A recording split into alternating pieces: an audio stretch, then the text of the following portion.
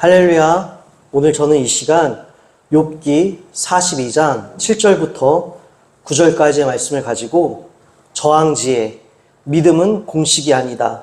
더 위에 계신 이가 있다라는 주제로 같이 하나님의 말씀을 나누며 결단하는 시간을 가지려고 합니다. 저는 오늘 이 시간 욥기 42장 7절부터 9절까지의 말씀을 가지고 저항지에 믿음은 공식이 아니다. 더 위에 계신 이가 있다라는 주제로 같이 하나님의 말씀을 나누며 결단하는 시간을 가지려고 합니다.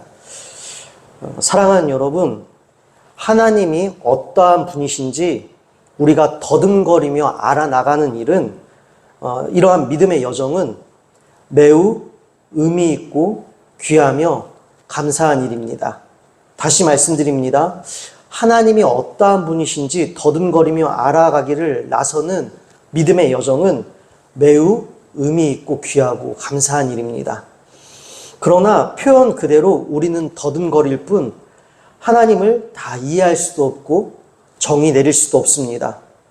그런데 우리는 나의 울타리 안에서 하나님의 섭리를 이해하려고 애쓰고 하나님을 정의하려고 때로는 하나님을 정의하며 때로는 하나님을 판단하기도 합니다. 나의 울타리, 나의 생각, 나의 이해 안에서요. 마치 어떠한 공식이 있는 것처럼 말입니다. 그래서 우리는 우리가 세워둔 공식에서 벗어나는 일들이 발생하면 흔히 말하는 시험에 빠집니다. 가령 예를 들어 이런 것들이죠. 하나님, 내가 이번에 새벽 작정 기도를 했는데요. 하나님, 제가 이번엔 작정헌금을 했는데요. 그런데 왜 하나님 저에게 주신 것이 오히려 더 힘든 고통과 이것을 풀기 위해 하나님께 작정하여 기도했는데 왜 엎친 데 덮친 격의 문제를 허락하십니까? 이처럼 우리가 어떤 믿음의 공식이다라고 만든 그 공식에서 벗어나는 일들, 내 생각과 나의 이해의 범주에서 발생하는 일들이 우리 삶 가운데 닥치면 우리는 시험에 빠진다는 것입니다. 뿐만 아니라 믿음의 성과가 나타나지 않는 것에 대하여 공격들이 들어온다면 흔들릴 뿐 아니라 무너지기도 합니다. 가령 이런 것들이죠. 우리 주변에서 혹여 믿지 않는 가족들, 또 믿지 않는 친척들이 너는 교회 그렇게 오래 다녔는데 왜 이렇게 형편이 어렵냐? 너는 그렇게 교회 오래 다녔는데 왜 그렇게 늘 힘드냐? 여러분, 특별히 이제 우리 추석이 다가오죠. 명절날 온 가족이 믿음의 공동체를 이루고 있으면 참 감사한 일이지만 그렇지 않을 때에는 믿는 자가 형통치 못하고 뭔가 믿는 자 가운데에 보여지는 어떠한 표징들이 없다라고 한다면 사단은 간교하여서 사람을 이용하여서 우리로 하여금 기운 빠지고 실족하고 흔들리고 무너지게 만들기 위하여서 우리의 믿음에 대한 이 성과 없음을 바로 이 직격으로 타고 들어와 그것들을 타격한다는 것입니다. 여러분, 오늘 말씀에 등장하는 욥에게 이러한 일들이 일어났습니다. 그는 이해할 수 없는 고난으로 인해 시험에 들었고 흔들렸고 하나님을 오해하며 원망했습니다. 또한 가까운 이라 여겨지던 친구들에게 오히려 위로가 아닌 판단과 정죄를 당함으로 그는 매우 비참한 지경에 이르게 되었습니다. 그럼에도 불구하고 그는 그 비참함 속에서도 그는 사람의 소리와 끝까지 싸웠습니다. 사람에게서 난 모든 판단의 소리에 저항했습니다. 그리고 하나님께서는 그 저항을 옳다고 여겨주셨습니다. 오늘 우리는 욥의 저항을 통해 우리에게 이 당면한 이 시험을 우리는 어떻게 헤쳐나갈 수 있을 것인가, 그 지혜를 나누고자 합니다. 먼저 여러분, 욥은 어떠한 사람이었습니까? 1장 1절부터 2절까지 보면 욥은 흠이 없는 정직한 사람, 하나님을 경외하며 악을 멀리하는 사람, 수많은 가축대와 아들 7과 딸 3을 둔 사람, 동방에서 으뜸 가는 부자, 또한 그는 당시에 지혜자였고 어른이었습니다. 여러분, 참 완벽해 보입니다. 믿음도 좋아 보이고요. 또한 그 당시에 이 복이라 여겨졌던 다복한 가정도 이루었고 많은 재물도 그가 거두었습니다. 동방에서 으뜸 가는 부자였다라는 것이에요. 뿐만 아니라 지혜자였고 동네에 이 지역의 어른인지라 사람들이 그에게 와서 젊은이들이 지혜를 묻곤 했다라는 것이에요. 뿐만 아니라 고아와 과부와 가난한 자들을 성심껏 돌비기도 했습니다. 이처럼 하나님 아버지의 마음으로 믿음의 관점에서 봤을 때에 뭐 하나 빠지는 것처럼 보이질 않습니다. 무엇보다도 욥기 1장 8절에 나와 있는 것처럼 하나님께서 경건함을 인정해 주신 자였습니다. 하나님께서 경건함을 인정해 주신 자, 또 경건의 모양이나 또한 경건의 능력에도 별로 트집 잡을 것이 없는 자, 완벽해 보이는 자, 그런 그에게 하루아침에 감당할 수 없는 고난이 연이어 몰아닥칩니다. 하루아침에 모든 소유와 자녀와 건강을 다 잃어버리게 됩니다. 뿐만 아니라 이 몸에 난 악성 종기로 인하여서 머리를 퍽퍽 밀고 잿더미에 앉아서 나에게 당한 이 말로 형용할 수 없는 큰 절망을 나타내며 그 피고름을 터뜨리며 긁어대는 그 말도 안 되는 처참한 지경까지 이르렀고 피골이 상접해는 지경까지 이르게 되었습니다. 그래서 그의 아내마저도 욥기 2장 9절에 보면 하나님을 저주하고 죽어서 오히려 고통을 면하라고 할 정도로 그가 참 큰 고통에 빠져 있었음을 우리가 알 수 있습니다. 이러한 고통 가운데에 이 욥의 세 친구가 찾아옵니다. 그런데 욥이 얼마나 처참히 망가지고 무너졌음을 우리가 어떻게 알 수 있냐면 2장 12절에서 보면 이 한참 뒤에야 이 세 친구들이요 욥을 발견하고 나서도 한참 뒤에야 이 사람이 욥인 줄 깨달을 정도로 욥의 모든 것들이 내면 외면 모든 것들이 다 무너져 있었다라는 것이에요. 그리고 그 고통의 자리에서 욥과 세 친구의 논쟁이 시작됩니다. 물론 여러분 이 욥과 세 친구의 논쟁 가운데에 욥의 친구들이 맞는 말을 하기도 합니다. 그런데 여러분 이 옳은 소리도요 때와 장소에 가려야 합니다. 오늘 말씀의 본질과는 잠시 벗어난 이야기지만 공동체 가운데 우리가 적용하기 위해서 이 부분은 한번 짚고 넘어가면 좋을 것 같습니다. 여러분 가령 우리가 하나님을 기뻐하라, 하나님을 찬송하라, 하나님을 즐거워하라. 특별히 느헤미야 말씀에도 여호와를 즐거워하는 것이 우리의 힘이니 여호와를 기뻐하는 것이 우리의 힘이니 여호와를 즐거워하십시오. 여러분 이 말씀 옳은 말씀입니다. 이 말씀 맞는 말씀입니다. 그런데요 여러분 아무리 옳은 말이라도 이 때와 장소가 가려해야 된다는 것이에요. 가령 여러분 많은 목사님들 예화를 드시는 것처럼 우리가 초상집에 갔습니다.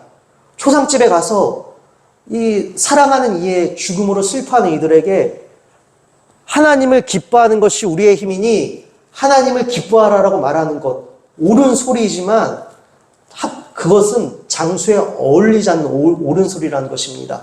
때로는 옳은 소리가 폭력이 될 수도 있다는 것이에요.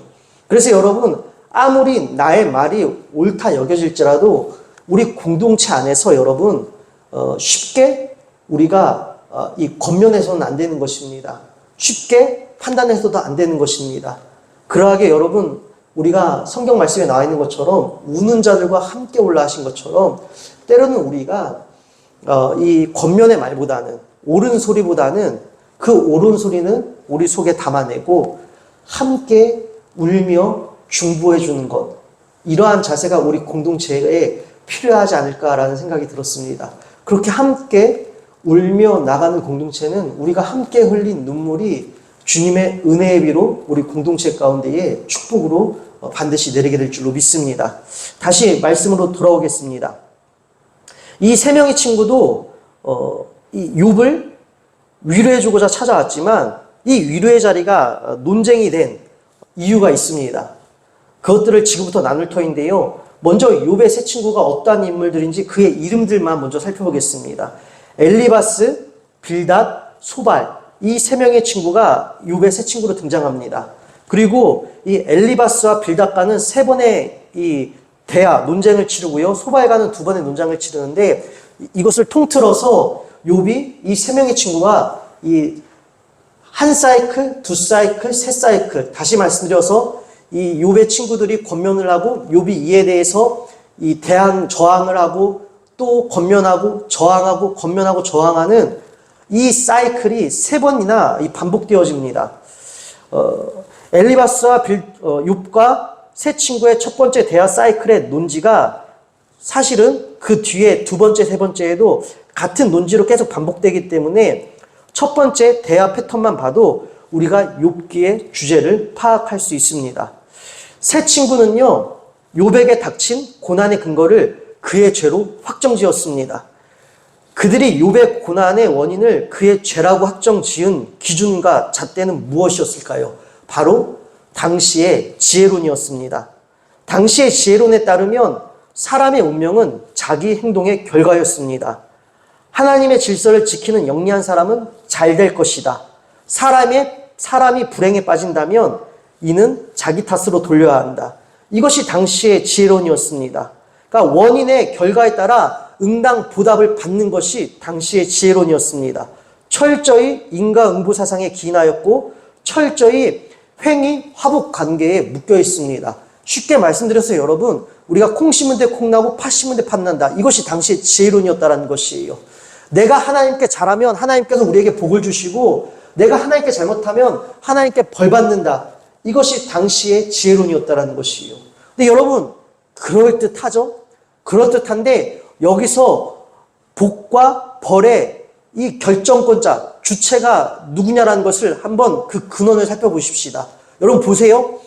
내가 잘하면 하나님께서 복을 주실 것이고 내가 잘못하면 하나님께서 벌을 주실 것이다. 여러분 결국 그럼 이 복과 벌의 결정 주체는 누구입니까? 바로 나로부터 시작된다는 것이에요. 여러분 이것이 당시의 지혜론이었습니다. 철저한 인본주의, 하나님으로부터가 아니라 나로서 무언가를 이룰 수 있다는 철저한 인본주의, 그럴듯한 지혜론이 이 그럴듯한 이 인과응보 사상이 당시의 지혜론이었다는 것이에요. 근데 여러분 우리가 욥기서를 읽다 보면 헷갈리는 부분이 있어요. 사실 세 친구의 말이 그럴듯합니다. 그래서 이 부분에서 제가 한 가지를 짚고 넘어가려고 합니다. 여러분 이 규범지혜 그리고 반성적 지혜라는 용어가 있습니다. 여러분 규범지혜는 무엇이냐면요, 쉽게 말씀드려서 패턴이 있다라는 것이에요. 우리가 성경에서도 하나님께서 심은 대로 거둔다라고 하셨던 것처럼 아침이 되면 해가 뜨고 밤이 되면 해가 지는 것처럼 하나님께서 일하시는 어떠한 패턴이 있다라는 것, 이것이 규범지혜고요. 또한 반성적 지혜는요, 아무리 하나님께서 정하신 패턴이 있더라도 또 예외적인 부분도 있다라는 것이 반성적 지혜입니다. 그래서 이 사실 세 친구는요, 이 규범적 지혜, 우리가 A를 행하면 A를 행한 대로 받는다. 이러한 어떤 이 공식 가운데에서 욥을 지금 정죄하고 있고, 욥은 반성적 지혜 개념, 아니다, 예외가 있다, 나는 죄를 짓지 않았다, 나는 경건한 자다, 그런데도 나에게 이러한 일들이 찾아왔다 라고 주장을 하고 있는 것이에요. 근데 여러분 이 규범지혜든 반성적 지혜든 중요하게 우리가 짚어야 될 부분이 있습니다. 그것은 무엇이냐면요, 하나님께서 하신다라는 것입니다. 아까 제가 인본주의에 대해서 말씀드렸죠.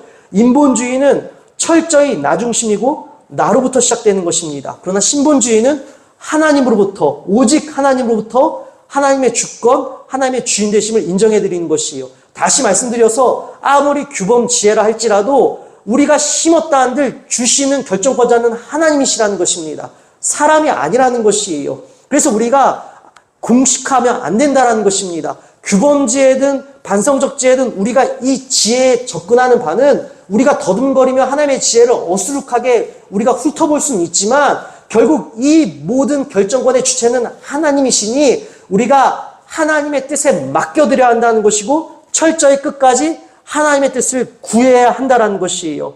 그러나 이 세 친구는요, 철저히 자기의 관점에서 지금까지 흘러내려온 사람들이 만든 전통의 지혜론에 따라 욥에게 회개를 촉구하고 있습니다. 이 모든 결과는 너의 죄 때문이다.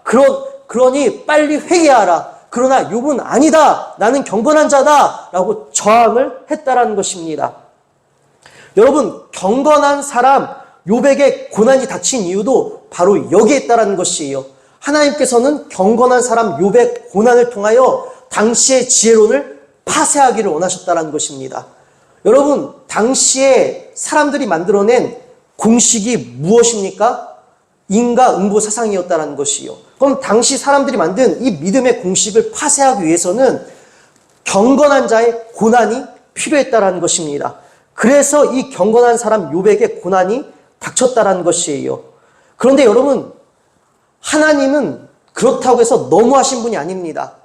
여러분, 욥이 경건한 자였지만 욥에게도 울타리가 있었고 욥에게도 자신이 하나님 앞에서 깨져야 되는 어떠한 영역들이 있었다라는 것이에요. 그래서 하나님께서는 경건한 사람 욥의 고난을 통하여 두 가지 작업을 하시는데, 첫 번째는 당시의 지혜론을 깨트리셨고, 두 번째는 욥 스스로의 울타리도 무너뜨려 주셔서 지금까지 지식으로 습득하였던 선조들에게 했던 어떤 전통의 지혜에 따른 하나님의 개념이 아니라 내가 직접 만난 나의 하나님을 경험케 하신다는 것이요. 이것을 이따 설교 우리 결론 부분에 나눌 것이고요. 말씀으로 돌아와서, 그래서 여러분, 하나님 욥에게 너무하신 거 아니야 라고 생각할 수 있지만, 하나님은 욥을 방치해두거나 마냥 죽을 자리로 몰아가시진 않았다라는 것이요. 욥에게도 이 고난은 필요했고요. 이 고난 가운데에 하나님은 욥을 보호해 주셨습니다. 사단이 두 차례 걸쳐서 하나님께 욥을 시험해달라고 하죠. 그러나 하나님께서 두 차례 걸쳐 사단에게 하신 말씀이 무엇입니까?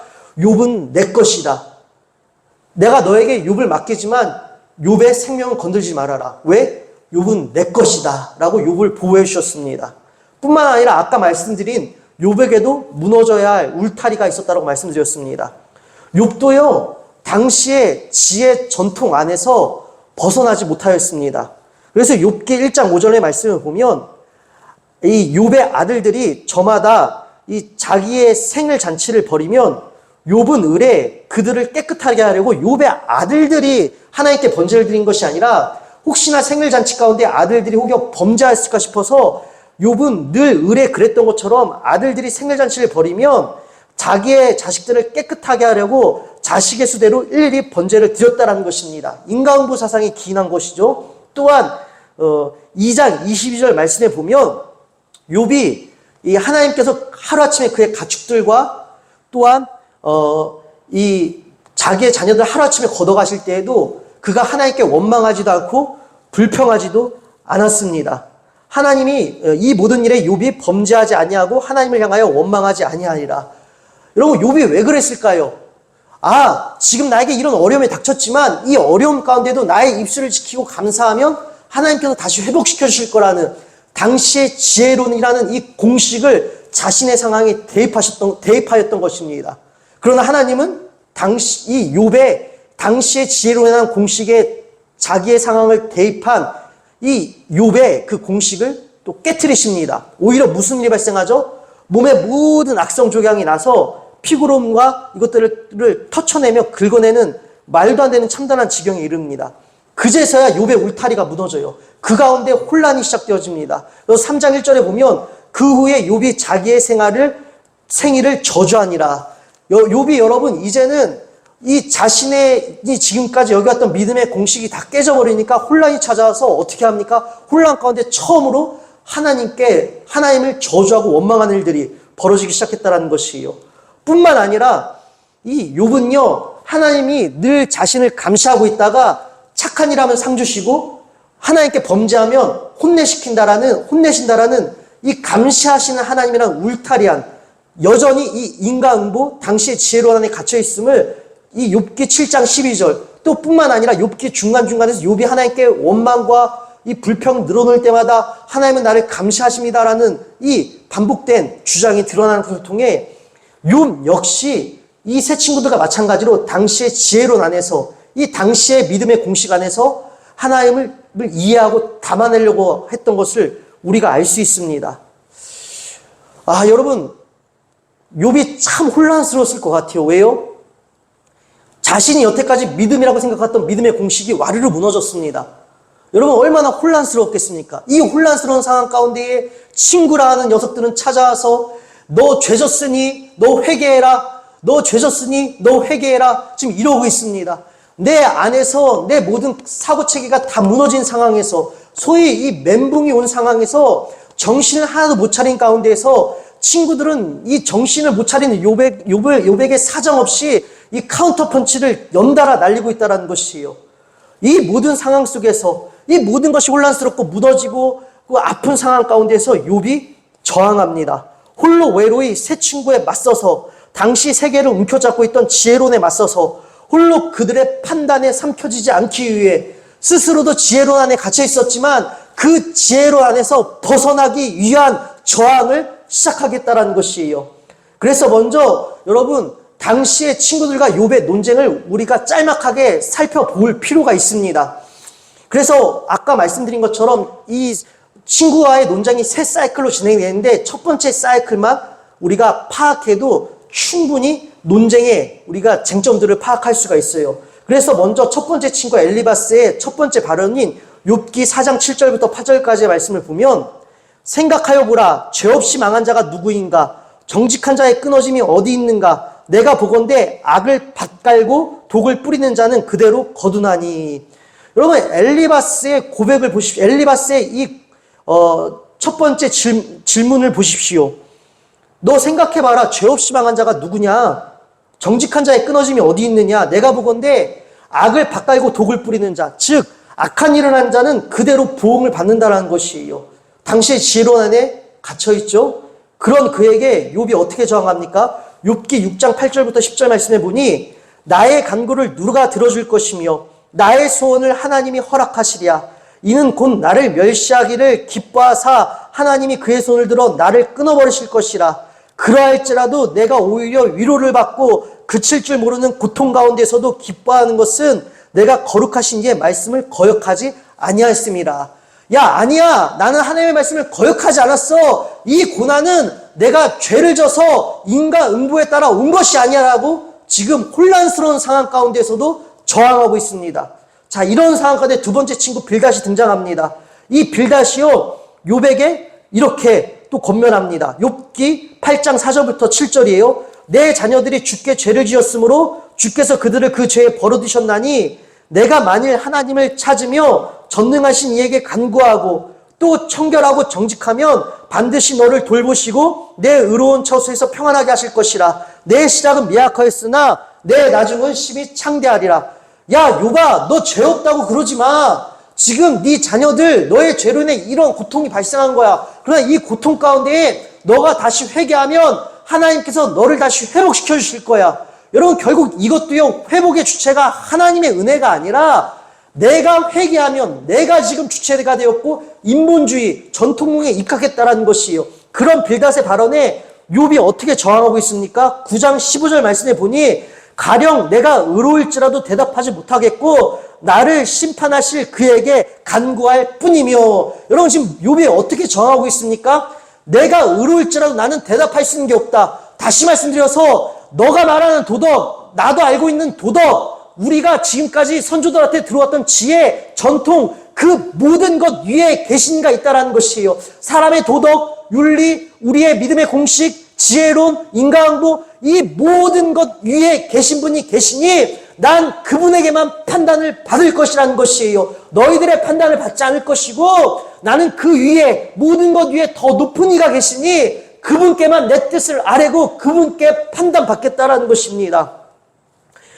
또한 욥기 9장 22절에 보면 일은 다 같은 것이라. 그러므로 나는 말하기를 하나님이 온전한 자나 악한 자나 멸망시킨다 하나니. 여러분 혼란스럽지만 욥이 당시의 지혜론에서 이제 벗어나는 모습들을 우리가 보게 되어집니다. 하나님은 온전한 자나 악한 자나 멸망시킨다 하나니. 이거 당시의 지혜론에 또 욥도 여기에 갇혀 있었으나 당시의 지혜론을 전병박박하는 일이고 뿐만 아니라 자기도 조금씩 이 자기를 가지고 있던 울타리가 무너지는 고백들을 하고 있습니다. 여러분 울타리가 무너질 때에는 여지없이 혼란스러운 법입니다. 왜요? 내가 지금까지 쌓아온 가치체계들, 내가 지금까지 이뤄놓은 나의 세계가 무너지는 일은 참 혼란스러운 일입니다. 그런데 여러분 우리에게도 이런 일이 닥칠 때가 있어요. 여러분 우리가 혼란스러울 때가 있습니다. 내가 여태까지 알고 있던 하나님과 다른 상황을 경험할 때가 있어요. 그러나 여러분 그 혼란스러울 때는 절망의 때가 아니라 나의 울타리가 무너지고 있음을 기억하시고 내 생각 위에 계신 하나님의 뜻을 구하십시오. 또한 사람들이 여러분을 정죄할 때에도 그 위에 계신 하나님의 뜻을 구하시기를 주님의 이름으로 축원드립니다. 이것이 바로 저항 지혜라는 것이에요. 마지막 세 번째 소발의 발언을 볼까요?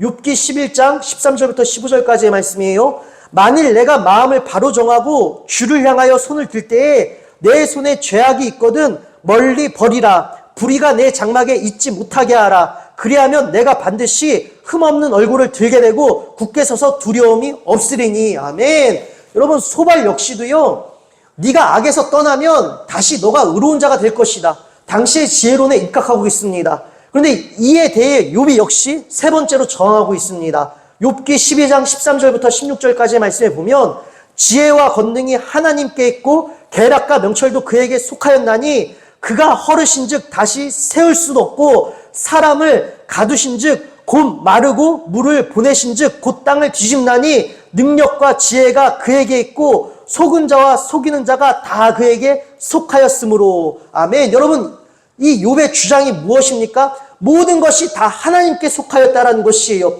다시 말씀드려서 우리가 지금 판단하고 우리가 지금 기준 삼고 있는 것들, 우리가 지금 지혜라고 잣대 삼고 있는 것들, 이 모든 판단의 기준과 잣대들, 이 모든 것 위에 우리가 지금까지 이뤄놓은 모든 세계관, 이 모든 것 위에 하나님이 계시니 하나님께 판단을 받아야겠다는 것입니다.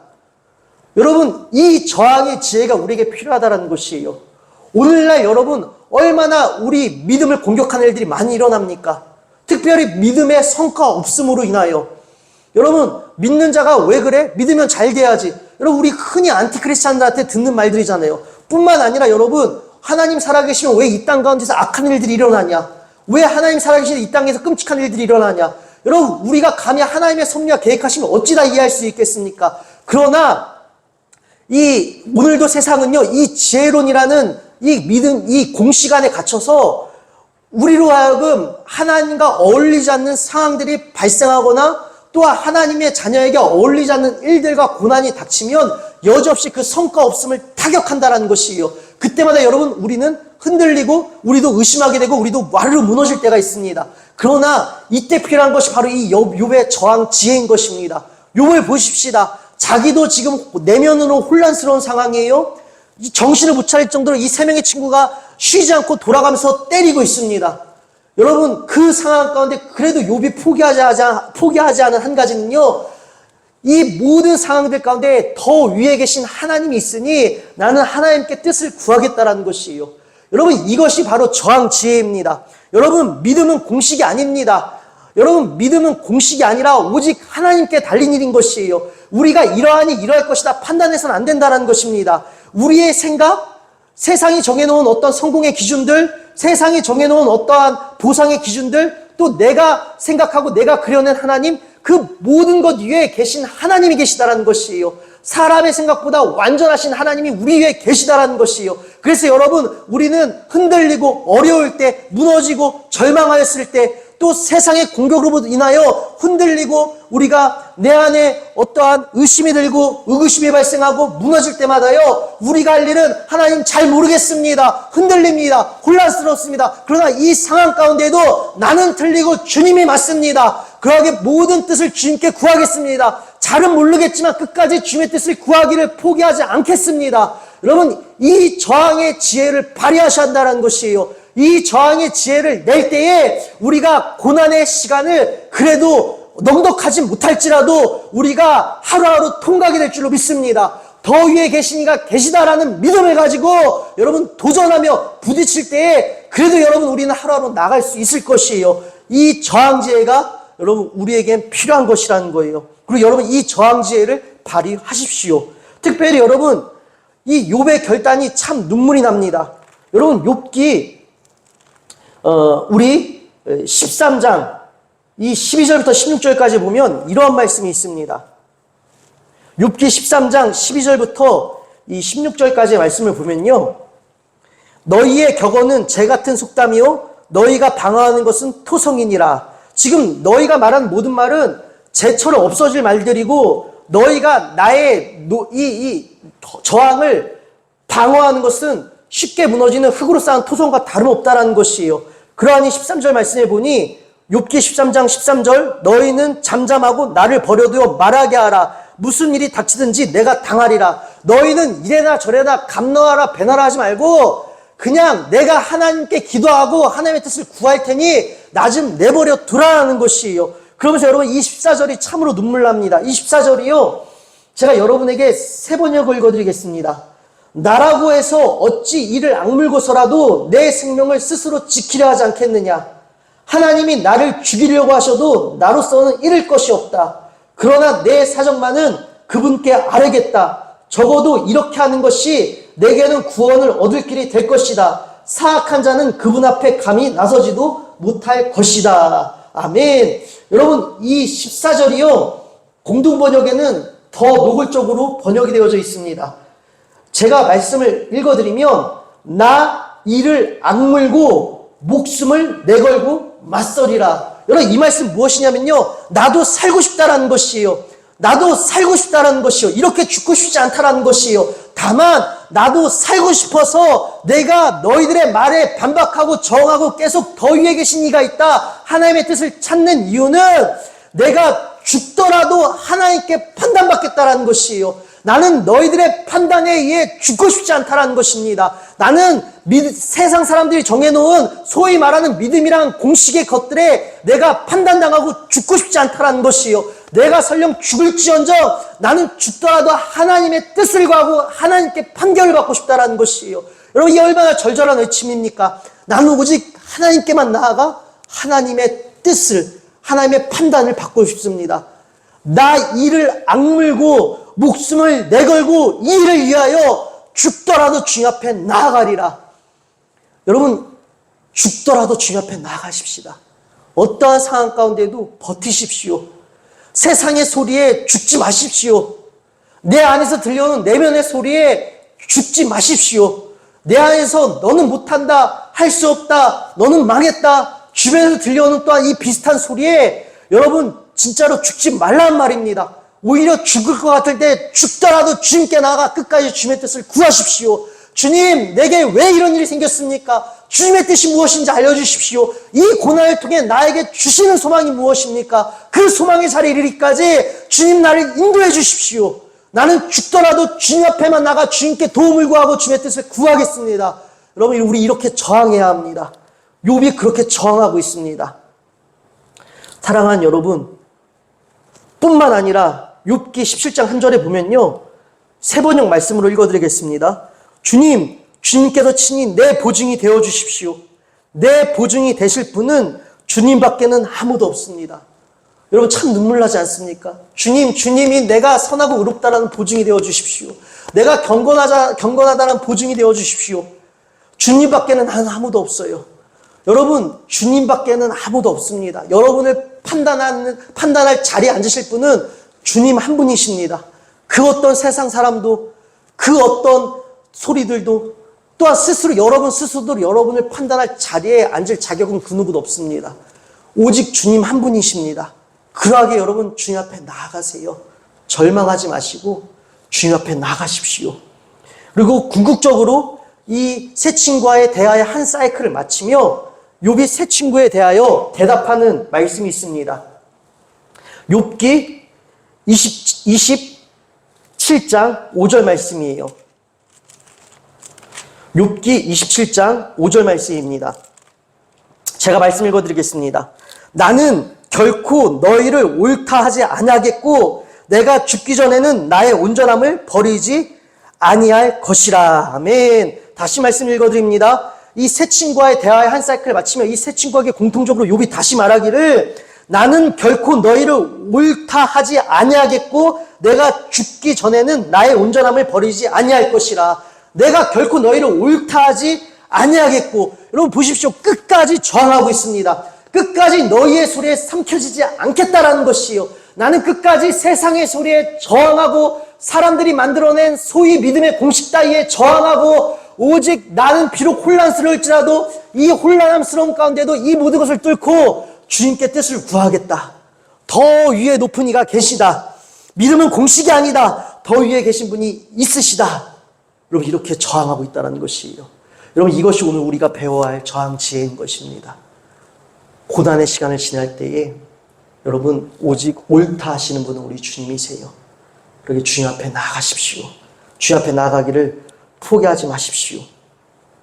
여러분, 이 새 친구와의 대화의 모든 사이클이 끝납니다. 새 사이클이 다 끝난 후 엘리오라는 자가 등장합니다. 이 엘리오는요, 젊은 친구예요. 요즘 말로 MZ세대입니다. 요즘 여러분 MZ세대들 할 말 다 하는 세대죠. 엘리오도 그랬습니다. 가만히 이렇게 보고 있다가 자기는 나이가 어리니까 대화에 껴들지 못하고 가만히 있다가 이 욥의 이 저항의 세 명의 친구가 이제 입이 벙어리가 되니까 이 엘리오가 등장합니다. 근데 이 엘리오 젊은 친구도요, 패기만 앞섰지 답을 내려주지 못해요. 이 욥기 32장부터 35장까지 엘리오의 발언이 이어지는데요. 여러분, 소위 말해서 엘리오는요, 욥도 까고 욥의 새 친구도 깝니다.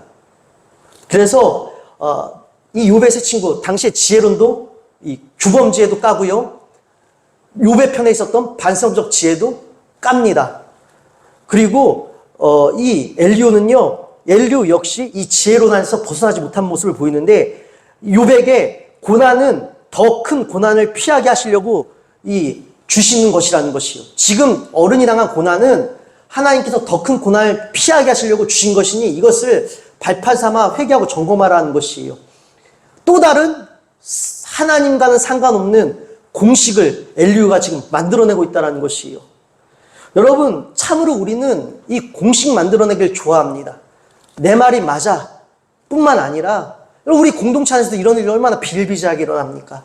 또 세상 속에서도 내 말이 맞다라고 하는 일들이 얼마나 많이 일어납니까? 그리고 내 말이 맞다라는 것을 우리에게 주입하기 위해서 얼마나 많은 공식들을 대입하고, 또 우리 스스로도 그렇게 이 새로운 믿음의 공식들, 상황에 타협하고, 또 나의 입지와 나의 입지를 좀 든든히 하고 공고히 하기 위해서 우리 역시 얼마나 이렇게 공식화하는 일들이 많이 일어납니까?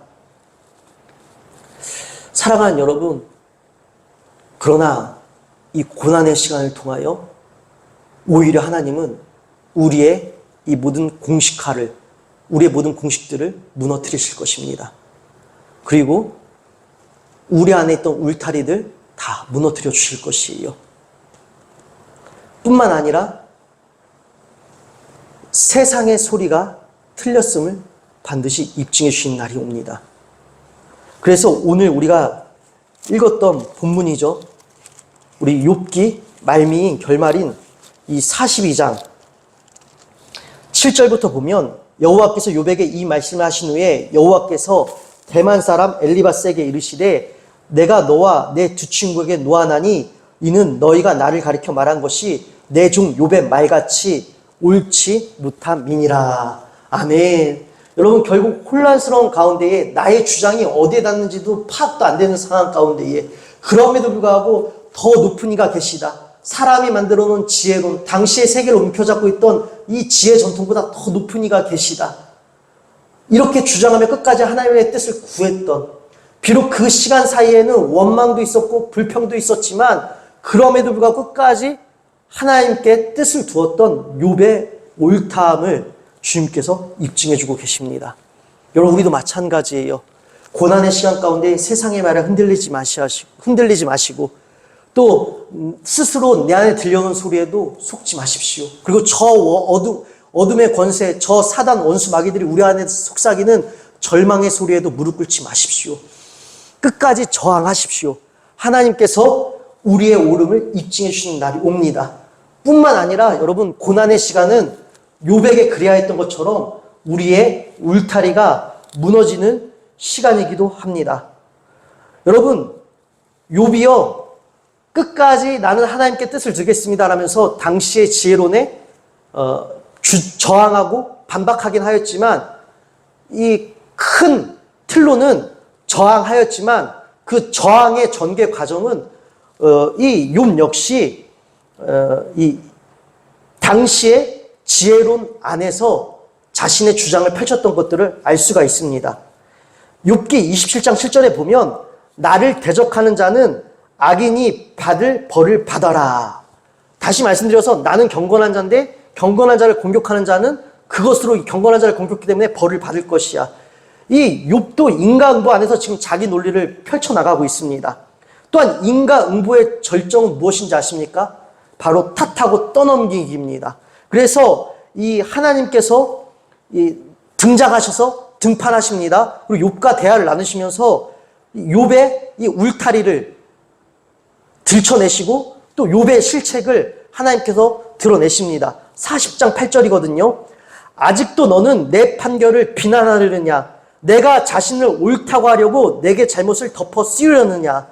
이 말씀 제가 3번 읽어드렸습니다. 40장 8절을 3번 읽고 다시 읽어드리면 아직도 너는 내 판결을 비난하려느냐? 내가 자신을 옳다고 하려고 내게 잘못을 덮어 씌우려느냐? 여러분, 욥의 실책은 무엇이었냐면요, 저항하면서도 나는 경건한 자라서 고난을 받을 수 없다라는 당시의 지혜론 안에 갇혀서 나의 의로움을 입증하기 위해서 지금 누가 틀렸다라고 주장하는 셈이 되어버렸습니까? 하나님이 틀리셨습니다. 하나님이 잘못하셨습니다라고 하고 있다는 것이에요. 여러분, 우리도 이런 욥의 실책을 범할 때가 있습니다. 하나님 도대체 왜 나한테 이러십니까? 하나님 도대체 왜 나한테 이러십니까? 여러분, 결국 이 말인즉슨 내가 맞고 하나님이 하나님이 틀리셨다는 것밖에 안 되지 않습니까? 여러분, 이러한 울타리들이 다 우리 안에도 있다는 것이에요. 당시의 지혜의 전통이 공식이 된 것처럼 우리가 스스로 만들어 놓은 공식들, 이 울타리 안에 갇혀서, 한계 안에 갇혀서 우리 하나님은 제한 없으시 넓으신 분인데 우리 스스로 하나님을 요만큼밖에 이해 못하고 오해하는 일들이 늘 발생하고, 그래서 시험의 연속인 믿음 생활을 할 때가 있다는 것이에요. 그런 하나님께서 우리를 불쌍히 여기시고 고난을 통하여, 우리가 이해할 수 없는 일들을 통하여 우리의 울타리들을 무너뜨리는 작업을 해주신다는 것이에요.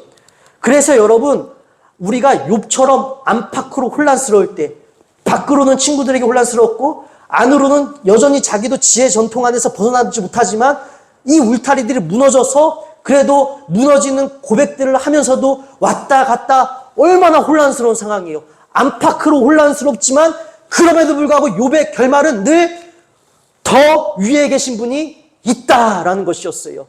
혼란스럽고 왔다리 갔다리 하지만 그래도 그의 끝의 결정은 늘 하나님께 모든 것을 묻겠습니다. 끝까지 나는 하나님의 뜻을 구하겠습니다.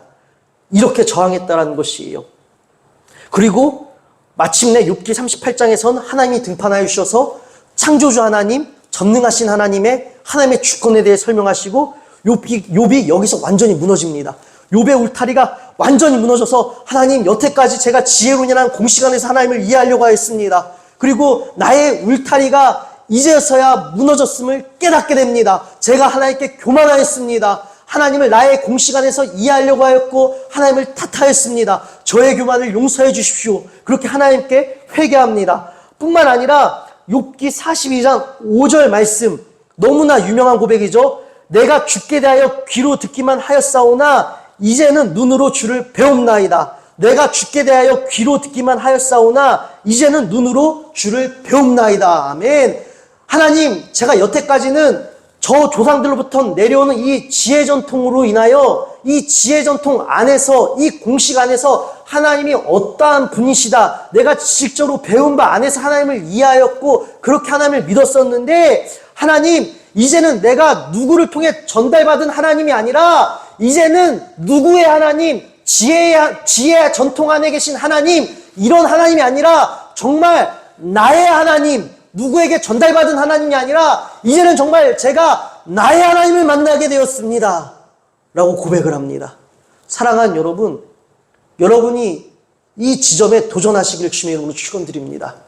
여러분, 이 목자가 전달해주는 말씀을 통해 하나님을 만나실 수도 있습니다. 그러나 중요한 것은 저는 하나님을 소개해드리는 일이에요. 하나님의 하신 일들을 여러분에게 전달하는 일입니다. 중요한 것은 요처럼 나의 하나님을 여러분이 만나야 한다는 것입니다. 그러하게 사랑하는 여러분, 제가 지금까지는 누구를 통해 하나님 이러하신 분이구나, 늘 성경 공부를 통해 말씀을 읽으며 하나님 이러하신 분이구나 라고 하였지만 다 이 저의 사람의 이해 안에서 이해하려고 하였습니다. 다 어떠한 매개체를 통하여 전달받았는데 정말 나의 모든 편견과 나의 모든 울타리가 다 무너져 내리는, 그리하여 언제나 하나님은 전능하시고 언제나 하나님은 옳으시고 언제나 하나님은 공의로우시고 언제나 하나님은 선하십니다. 이 진실한 하나님을 만나는 날이, 그리하여 나의 하나님이란 고백이 나오는 날이 여러분 만나시기를, 그 하나님을 만나시기를, 나의 하나님을 만나시기를 축원드립니다.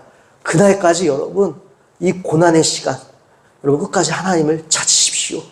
이 고난의 터널 뒤에 욥의 고백처럼 귀로만 들었던 하나님, 머리 하나님이 아니라 진실로 내 온 전 존재 전부를 다하여 전인격을 다하여 맞부딪히는 하나님, 살아계신 하나님과 맞부딪히는 이 인격의 충돌, 그래야 나의 하나님을 만나 뵙는 날이 여러분에게 올 줄로 믿습니다. 여러분, 그러하게 고난의 시간 우리가 할 일은 무엇입니까? 또 이 믿음의 성과 없음으로 인하여 들려오는 세상의 공격들, 원수들의 공격에 대하여 우리가 이제는 어떻게 저항하시겠습니까? 뿐만 아니라 우리 스스로 만들어낸 나의 생각에서 기초하고 파생되어진 수많은 믿음의 소위 공식들이라고 하는 것들, 이 모든 것들 여러분 우리 무너뜨려야 되지 않겠습니까? 혼란스러울 것이에요. 또한 고통과 고난이 우리에게 따를 수도 있을 것입니다. 사랑하는 여러분, 그 가운데 우리 기억하십시다. 믿음은 공식이 아니다. 더 높은 이가 계시다. 끝까지 주님께 뜻을 구하십시오. 여러분, 지혜론 안에서의 고통은 심판의 결과물입니다.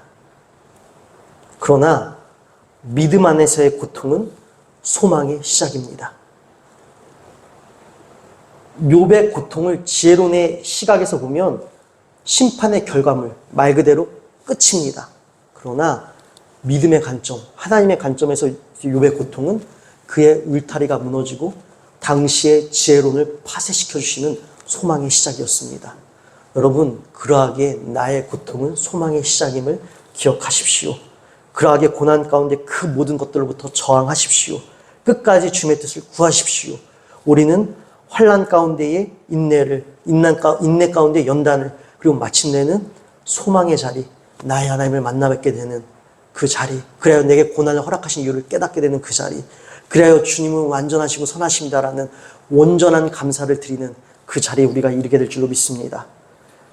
그러나 여러분, 그럼에도 불구하고 여전히 자신이 없으십니까? 두려우십니까?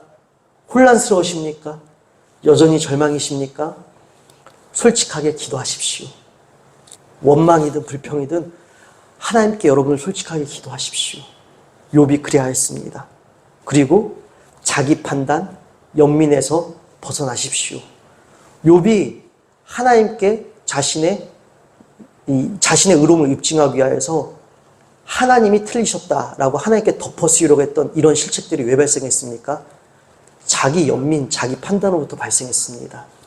그러하게 여러분, 여전히 혼란스럽고 자신이 없을지라도 솔직하게 기도하시고 자기 판단, 연민에서 벗어나세요. 내가 다 맞는 것이 아니다.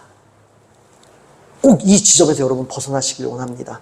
뿐만 아니라 절망은 정체, 멈춤의 시간이 아니라 끝이 아니라 소망으로 나아가는 과정임을 반드시 기억하시기를 주님의 이름으로 축원드립니다. 그러하게 나의 이 고난의 시간은 소망으로 나아가는 과정이다. 나의 이 현재의 고통은 주님께서 일으키실 소망의 시작이다. 그리고 주님께 끝까지 뜻을 구하십시오. 특별히 여러분, 마지막으로 십자가를 붙드십시오. 욥기 14장 4절 말씀에 보면 이런 말씀이 있습니다. 욥이 스스로 전능하신 하나님의 한계를 설정해요. 욥기 14장 4절, 누가 깨끗한 것을 더러운 것 가운데에서 낼 수 있으리이까? 하나도 없나이다. 다시 읽어드립니다. 누가 깨끗한 것을 더러운 것 가운데에서 낼 수 있으리까? 하나도 없나이다. 여러분, 하나님은 더러운 것 가운데에서 깨끗한 것을 내실 수 있는 분입니다. 근데 욥이 지금 자신의 한계에 갇혀 하나님의 한계를 스스로 설정하고 있습니다. 여러분, 십자가를 우리가 붙들어야 하는 이유가 여기에 있습니다. 우리는 여러분 헤어나올 수 없고, 우리는 깨끗해질 수 없고, 우리는 혼란 가운데 벗어날 수 없을 때에 여러분 절망 가운데 힘을 내고 저항제를 발휘하여 더 높은 이가 계십니다 라고 그렇게 아무리 우리가 선포하고 주장할지라도, 그래도 여러분 어둠이 강하여 어둠이 짙어질 그때는요, 여러분 십자가를 붙드셔야 하는 것이에요. 왜요? 누가 깨끗한 것을 더러운 가운데서 낼 수 있으리까? 하나도 없나이다. 아니요, 욥의 주장은 틀렸습니다. 더러운 우리들이 어떻게 깨끗하여 주셨습니까? 예수 그리스도로 말미암아 깨끗하여 주셨습니다. 즉 우리 주님은 능치 못함이 없으시다라는 것이요, 나의 이 절망 가운데에, 나의 이 고난 가운데에, 나의 이 어둠 가운데에, 나의 혼란 가운데에 주님은 선하신 것을 내실 수 있는 완전하신 하나님이십니다. 십자가의 능력이 바로 이것이라는 것이에요. 그러하게 여러분, 그럼에도 불구하고 여전히 혼란스럽고 자신이 없고 계속해서 마음이 약해지신다면 십자가를 붙드시기를 주님의 이름으로 축원드립니다. 사랑하는 여러분, 우리 예수님 우리에게 소망이 되어주시기 위하여 더러운 것 가운데서 우리를 깨끗게 하시고 소망으로 인도하여 주시기 위하여, 부활의 승리를 인도하여 주시기 위하여 사람의 논리, 세상의 논리, 윤리, 도덕을 거스르고 이 땅 가운데 오셨습니다. 여러분 보십시오. 죄인이 벌을 받는 것이 합당합니다. 죄인이 죽을 죄를 졌으면 죽임을 당하는 것이 합당합니다. 그런데 이 죽을 죄인을 살려주시려고 어떠한 대가도 없이 값없이 모든 세상의 가치체계, 이론들, 공식들 다 거스르고 누가 찾아오셨습니까? 예수 그리스도가 찾아오셨습니다. 예수님이 이 땅 가운데 오셨습니다. 사랑하는 여러분, 그러하게 우리도 끝이 아닙니다. 끝나지 않았어요. 십자가를 향해, 부활을 향해 세상의 소리를 거슬러 십자가를 향해 올라가십시오. 나의 절망을 거슬러 십자가를 향해 올라가십시오. 나의 이 쓸데없는 믿음의 공식들, 나의 판단들 거슬러 부활로 나가십시오. 우리 주님은 늘 우리의 한계를 깨트려 주시고 하나님의 풍성하신 은혜와 완전하신 하나님의 사랑과 소망과 능력을, 자유를 우리에게 보여주시는 분이십니다. 그래서 여러분, 욥기 42장을 마치며 아까 말씀드린 것처럼 욥의 옳담을 입증시켜 주시며 우리 주님께서 결론을 찍어 주십니다. 욥기 42장 8절이요. 그런즉 너희는 숫소 7과 순양 7을 가지고 내 종 욥에게 가서 너희를 위하여 번제를 드리라. 내 종 욥이 너희를 위하여 기도할 것인즉 내가 그를 기쁘게 받으리니 너희가 우매한 만큼 너희에게 갚지 아니하리라. 이는 너희가 나를 가리켜 말한 것이 내 종 욥의 말같이 옳지 못함이라. 아멘. 여러분, 당시 지혜론에 의하면 죄를 지은 사람을 회개해야 되는데 욥에게 대신 기도와 번제를 부탁하라고 말씀하셨습니다. 그러나 우리 주님 뭐라고 말씀하여 주시죠? 너희가 우매한 만큼 너희에게 갚지 않겠다. 원래로라면 이들의 지혜론에 의하면 이들이 벌을 받아야 하고 이들을 회개해야 합니다. 그런데 하나님 마지막까지 어떻게 하십니까? 방점을 찍어 주십니다. 모든 당시의 전통, 공식들 깨트려 버리십니다. 그리고 욥과 또 더불어 그의 친구들에게도 하나님께서는 새로운 은혜를 열어주셨습니다. 사랑하는 여러분, 우리 주님은 우리에게 열어주십니다. 오늘 말씀 정리합니다. 그러하게 사랑하는 여러분, 삶이 혼란스러우실 때, 절망일 때, 원수들이 나를 공격해 올 때에 우리가 할 일은 그들의 소리에 넘어지는 것이 아니라 나의 판단과 내가 만들어 놓은 공식들로 인하여 스스로 발이 걸려 그 안에서 허우적거리는 것이 아니라 그 모든 상황 가운데서 아무리 혼란스러울지라도 더 위에 계신 하나님이 계시고 그 하나님께서 마침내 나를 소망의 자리에 오르게 하시며 이르게 하시며 마침내는 참 자유와 기쁨과 평안을 누리게 하실 것을 믿고 끝까지 주님 붙들고 십자가 부활을 향하여 거슬러 올라가 저항하시기를 주님의 이름으로 축원드립니다. 기도드리겠습니다. 하나님 아버지, 감사합니다. 하나님, 사실 욥에 담긴 많은 지혜들을 제가 감히 어찌 이 짧은 시간으로 하나님 전달할 수 있겠습니까? 그러나 이 욥이 지나온 그 시간들을 통하여 우리도 이러한 상실과 아픔과 고난과 혼란의 시간은 이렇게 저항하면 되겠구나라는 지혜는 보게 되어집니다. 그러하게 하나님, 욥이 고백하였던 내가 하나님을 눈으로 배움나이다라는 이 나의 하나님을 만났다라는 이 고백이 마침내 우리에게도 이루어지게 하여 주시옵소서. 그리하여 늘 나의 하나님으로 인하여 우리가 그 어느 것에도 매이지 않고 끝까지 십자가 부활을 향해 전진하는, 끝까지 주님의 뜻을 구하며 주님의 지혜를 구하는 그러한 성숙한 사랑하는 공동체 되게 하여 주시옵소서. 모든 것에 감사하며 사랑이 많으신 우리 주 예수 그리스도의 이름으로 기도드립니다. 아멘.